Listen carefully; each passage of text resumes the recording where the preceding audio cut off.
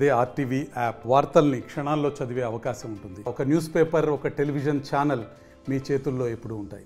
అనునిత్యం ప్రజల సమస్యలపై పోరాడుతూ ఓ పార్టీకి కట్టుబడితే ఆ పోరాటం ఎలా ఉంటుంది, ఆ గుర్తింపుని ఏ విధంగా ఉంటుందన్న విషయాన్ని మాత్రం 2024 సార్వత్రిక ఎన్నికల్లో విజయనగరం ఎంపీగా పోటీ చేసినటువంటి తొలి ప్రయత్నంలోనే పార్లమెంట్లో అడుగుపెట్టినటువంటి ఘనతను ఆర్జించిన కలిశెట్టి అప్పలనాయుడు ఎంపీ ఈరోజు భోగి పండుగను, రేపు సంక్రాంతి కనుమను ఏ విధంగా జరుపుకుంటున్నారు, నిడారంభరతానికి కేరఫ్గా చెప్పుకునే ఆ నాయకుడు ప్రస్తుతం అంతా ఉన్నారు.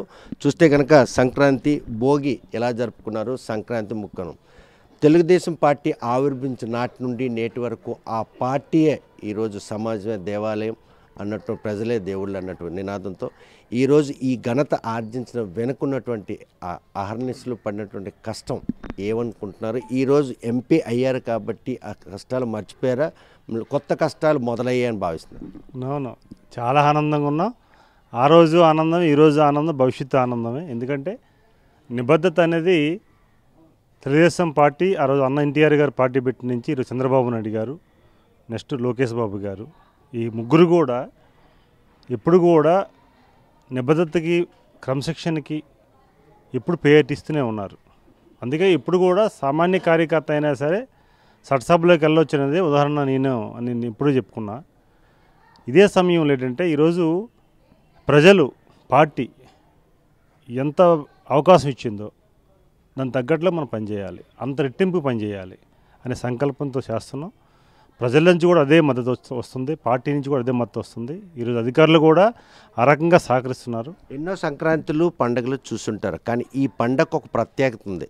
కలిశెట్టి అప్పలనాయుడు అంటే ప్రజల సమస్యలపై పోరాడినటువంటి నాయకుడిగా, అదేవిధంగా పార్టీకి నేడు. కానీ ఈరోజు ఎంపీ కలిశెట్టి అప్పలనాయుడు పార్లమెంట్లో అడుగెట్టి కూడా తొలిసారి జరుగుతున్నటువంటి ఈ సంక్రాంతి జీవితంలో గుర్తుండిపోయిన సంక్రాంతిగా భావించవచ్చు. ఎస్, 100%. ఎందుకంటే ఇది చాలా పెద్ద ఈవెంట్. అన్ని సంక్రాంతి కలిపి ఇది ఒక సంక్రాంతి అనుకోవచ్చు. ఎందుకంటే ఇప్పుడు ఈరోజు చాలామంది ఎన్నో ఆశలతో, ఎన్ని కళలు కానీ ఈరోజు అప్పలనాయుడిని చట్టసభలో పంపించాలని సంకల్పించు కొన్ని వేల మంది, లక్షల మంది. నాకు సంబంధించిన నియోజకవర్గం కాదు, పక్క రాష్ట్రాల నుంచి ఉన్నారు, దేశంలో చాలామంది ఉన్నారు. అయితే ఈరోజు వాళ్ళందరూ ఇచ్చిన స్ట్రెంత్ ఈరోజు చంద్రబాబు నాయుడు గారు, నారా లోకేష్ గారు గుర్తించి ఈరోజు మెంబర్ ఆఫ్ పార్లమెంట్ చేసే అవకాశం ఇవ్వడం, అదే సమయంలో అశోక్ గజపతి గారి నాయకత్వంలో వారు విజయనగరం పార్లమెంట్ సభ్యుడిగా ఉన్న ప్లేస్లో నాకు ఇవ్వడం, వారు సహకరించడం, ఇదంతా కూడా ఒక రకమైన ఆనందం. అందుకే ఆనందంతో పాటు బాధ్యత, చాలా బాధ్యత పెరిగింది. గతంలో ఉన్న బాధ్యత కంటే 1000 రెట్లు బాధ్యత పెరిగింది. అందుకే చాలా సమయాన్ని కూడా ఇటు ప్రజలకి, ఇటు ప్రభుత్వానికి, అధికారులకి, అన్ని రంగాలకి సమానత్వం తీసుకెళ్ళాలనేది ఒక ఆలోచనతో ముందుకెళ్తాను. ఒకే ఉదాహరణ ఇప్పుడు మీరే చూశారు. ఎప్పుడో ఖనిదారు ఉద్యమం పోరాటం చేశాం. ఆ ఖనిదారు ఉద్యమంలో మీకు కూడా ఇందులో భాగస్వామ్యం ఉంది. అప్పుడు మీరు కూడా రిపోర్టర్ అద్భుతంగా చేశారు. వారు ఈరోజు వచ్చి ఏదైతే కొండపైన ఉన్న పంట పండించి ప్రతి ఏడాది సంక్రాంతికి బిఫోర్ జాన్వరి 1st వస్తారు, సంక్రాంతికి వస్తారు. పండించిన పంట దాదాపు 15 ఏళ్ళు అవుతుంది. ఆ 15 ఏళ్ళు కూడా తీసుకొచ్చి మాకు ఇస్తున్నారంటే ఆ ప్రేమ, అభిమానం. అలాగే చాలామంది ఇంత ప్రజాదరణ పొందిన కలిశెట్టి అప్పలనాయుడు 7 నెలల్లో ఒక ఎంపీగా ఎంతమందిని కలిసి ఉంటారు, ఎన్ని సమస్యలు ఐడెంటిఫై చేసి ఉంటారు, వచ్చినటువంటి ప్రజలు ఇచ్చినటువంటి ఈ తీర్పులో ఇది పూల కిరీటంగా భావిస్తున్నారా, రానున్న రోజులకు ఇది ముళ్ళు కిరీటం కాబోతున్నట్టు మదన పడుతున్నారు? నో, ఎప్పుడు కూడా ముళ్ళు కిరీటం కాదండి. ప్రజలు ఇప్పుడు కూడా చాలా ప్రేమ, ఆప్యాయతతో ఇచ్చిన ఫలితాలని స్వీకరించి ఛాలెంజ్కి తీసుకోవాలి. ఛాలెంజ్కి తీసుకోగలగాల 100% సక్సెస్ అవుతాం. ఇప్పుడు ఈరోజు నేను చెప్తాను మా మిత్రులందరికీ, చంద్రబాబు నాయుడు గారు, నారా లోకేష్ గారు ఇచ్చిన అవకాశాన్ని, పార్టీ ఇచ్చిన అవకాశాన్ని ప్రజలు 1000 రెట్లలో అవకాశం ఇచ్చారు. వాళ్ళు టికెట్ ఇచ్చారు, ప్రజలు గెలిపించారు. అది కూడా మామూలు కాదు కదా. 2,50,000 మెజార్టీ విజయనగరం పార్లమెంట్ సభ్యుడిగా ఇచ్చి గెలిపించారంటే ఎంతో బాధ్యత పెట్టేట్లు లెక్క వాళ్ళు. ఆ బాధ్యతను మనం 100% నెరవేర్చాలి, మొయ్యాలి. అందుకు అది మోసి తీసుకెళ్లే పరిస్థితి తీసుకెళ్ళాలి తప్ప అది ముళ్ళు కిరీటం ఇప్పుడు అనుకోకూడదండి. ఎందుకంటే ముళ్ళు కిరీటం అంటే అది బాధ్యత రహితంగా ఉన్నవాడికి మాత్రమే అది ముళ్ళు కిరీటం.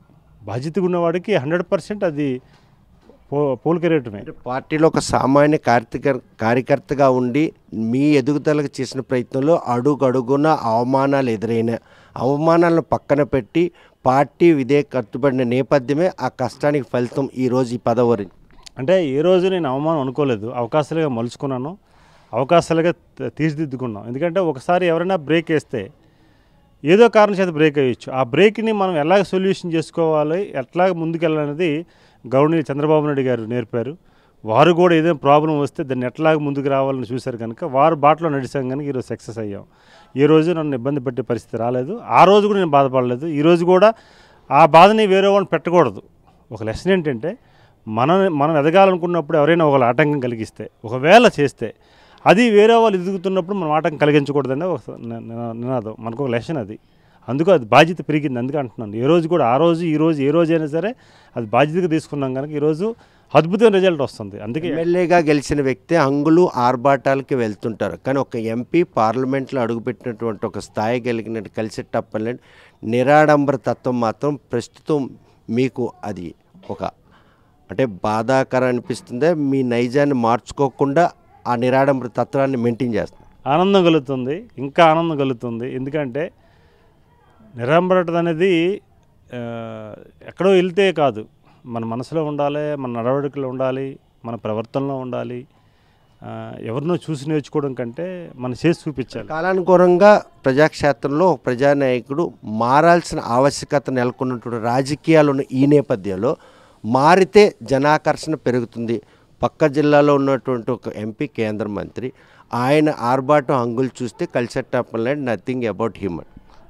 అంటే ఎవరి స్టైల్ వాళ్ళకి ఉంటుంది. గతంలో కూడా నేను చెప్పాను, సైకిల్ దుక్కాం, ప్లేట్లు తిరిగాం, చాలా చాలా చేసాం. ఎంపీ అవ్వకముందే చాలా చూసాం. స్పెషల్ క్లాసులో జర్నీ చేసాం. అలా చాలా సందర్భాల్లో ఫ్రెండ్స్తో కలిసి వెళ్ళాం, చాలా చూసాం.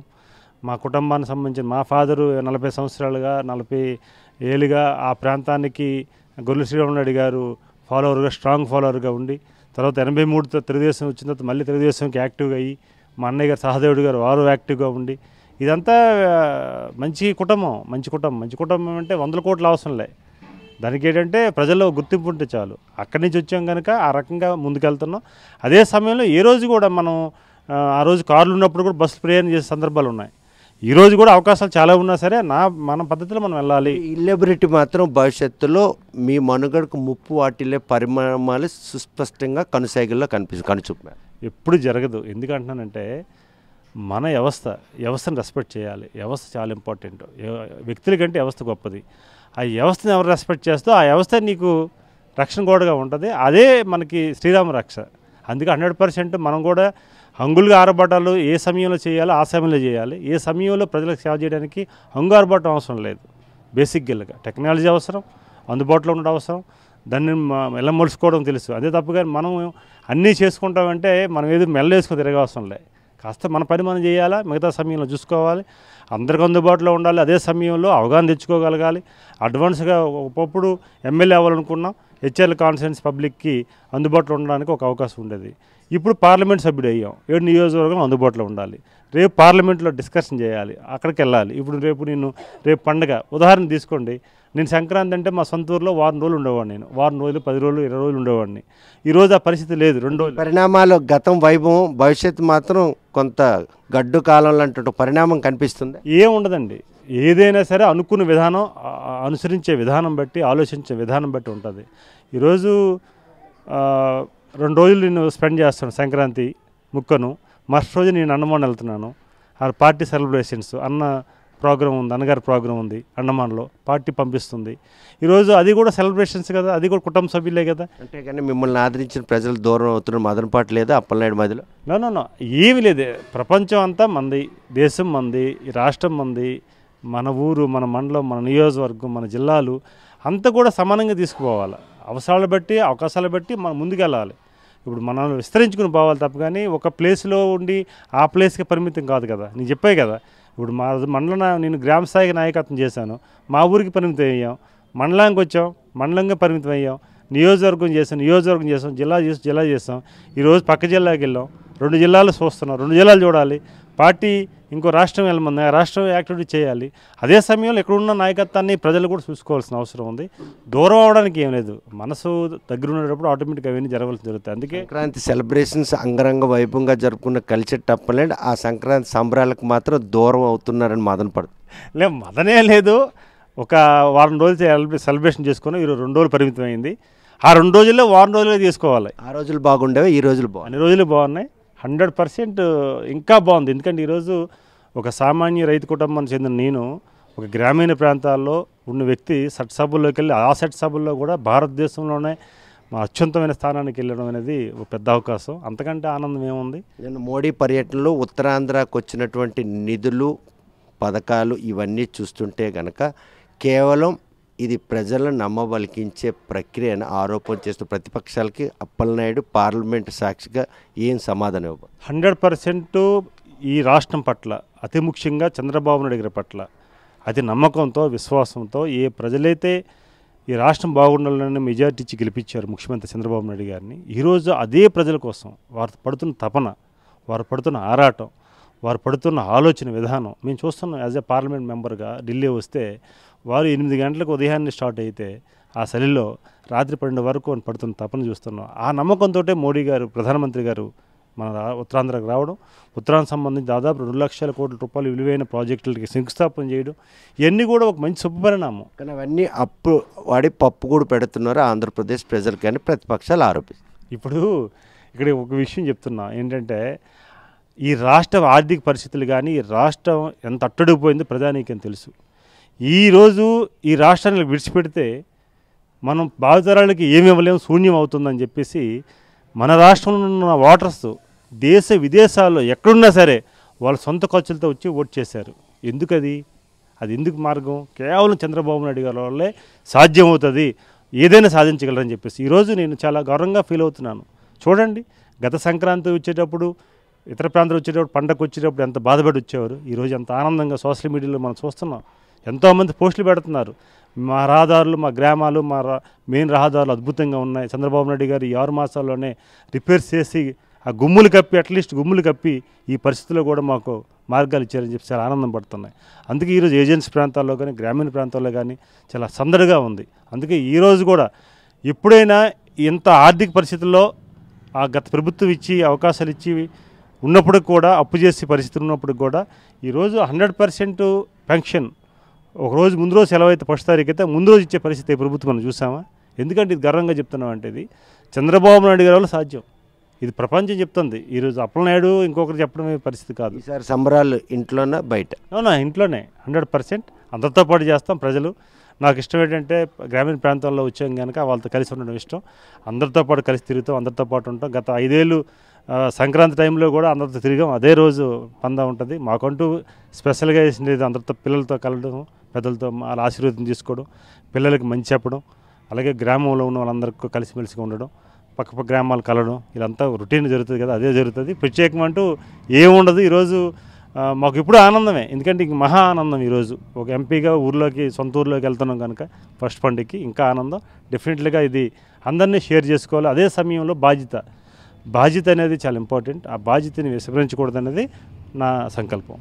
చూస్తే కనుక పల్లి రాజకీయాల నుండి పార్లమెంట్కి అడుగుపెట్టినటువంటి స్థాయి కల్పించిన ప్రజల మనోభావాలకు అనుగుణంగా ఈరోజు తను చేసినటువంటి ప్రయత్నమే ఈరోజు తనకి ఆనర్ దక్కింది. వారం రోజుల పాటు తాను పండగ చేసుకునే ప్రక్రియ మాత్రం ఈరోజు 2 రోజులకే పరిమితం అయిందని ఒక మదనపాటు ఉంది. మరోవైపు రాష్ట్ర అభివృద్ధి కోసమే దేశ విదేశాల నుండి వచ్చి 2024 ఎన్నికల్లో చంద్రబాబు నాయుడు ముఖ్యమంత్రి కావాలని కోట్లాది మంది మనోభావాలకు అనుగుణంగా ఈరోజు కూటమి ప్రభుత్వం కొలువుదీరింది. ఇచ్చిన హామీలు అమలు చేయడంతో పాటు రాష్ట్రాన్ని అభివృద్ధి దిశగా అడుగులేయించేందుకు ఈ సంక్రాంతి పండగ గ్రామాలకు వచ్చిన ప్రతి ఒక్కరు కూడాను సంతోషం వ్యక్తం చేస్తున్నారు. తాను కూడా స్థాయి పెరిగింది అన్న కాకుండా ఈరోజు సామాన్య కార్యకర్త మాత్రమే సమస్యలపై అనునిత్యం పోరాడతానని చెప్పి ఎంపీ కలిసేటప్పటిని స్పష్టం చేస్తున్నారు. వీడియో జర్నలిస్ట్ రామకృష్ణతో సత్యం, RTV శ్రీకాకుళం. మరిన్ని వీడియోస్ కోసం ఛానల్ ని సబ్స్క్రైబ్ చేయండి. లేటెస్ట్ అప్డేట్స్ కోసం వాట్సాప్ ఛానల్ ని ఫాలో చేయండి. అండ్ లింక్ డిస్క్రిప్షన్ లో ఉంది.